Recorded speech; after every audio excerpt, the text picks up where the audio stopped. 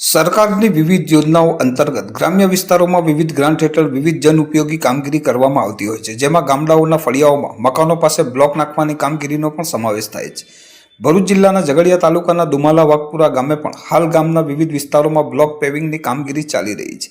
આ કામગીરીમાં ગેરરીતિઓ થઈ હોવાની વ્યાપક લોકબૂમો ઉઠવા પામી છે. ઉલ્લેખનીય છે કે હાલ કેટલાક દિવસોથી તાલુકામાં વરસાદી માહોલ છવાયો છે, ત્યારે ચાલુ વરસાદમાં દુમાલા વાઘપુરા ગામે વસાવા ફળિયામાં ભાતીજીના મંદિર પાસેના સ્થળે સ્થાનિક લોકોના હિતાર્થે સરકારી ગ્રાન્ટમાંથી બ્લોક નાખવાની કામગીરી ચાલી રહી છે. તો ચોમાસા દરમિયાન જે કાદવ કીચડની સમસ્યા થાય છે તેમાંથી સ્થાનિક લોકોનો છુટકારો થાય અને સુંદર સુવિધા ઉપલબ્ધ થાય તે હેતુથી આ સ્થળે બ્લોક નાખવાની કામગીરી કરવામાં આવી રહી છે. પરંતુ આ કામગીરીમાં ખાલી વેટ ઉતારવામાં આવતી હોય એમ વરસાદમાં બ્લોક બેસાડાતા બ્લોક બેસી ગયા હોય એમ જાણવા મળ્યું છે. આમ જોવા જઈએ તો આવી કામગીરી વરસાદ દરમિયાન ન કરાય, પરંતુ આમ કરીને દુમાલા વાઘપુરા ગ્રામ પંચાયત કેવો હેતુ સિદ્ધ કરવા માંગે છે એ સમજાતું નથી કે પછી માત્ર નામની કામગીરી કરીને વેટ ઉતારવા માંગે છે. એવી ચર્ચાઓ લોકોમાં જોવા મળી છે.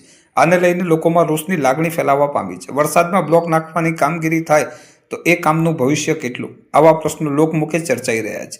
સામાન્ય રીતે ગ્રામ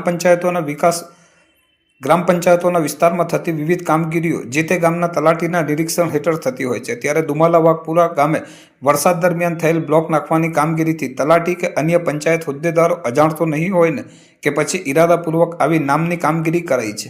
લોકો એ પ્રશ્નનો પણ જવાબ માંગે છે. વળી બેસી ગયેલ બ્લોક કાઢીને ફરી બેસાડવામાં આવ્યા હોવાનું પણ સામે આવ્યું છે, ત્યારે આ બાબતને કેવી ગણવી?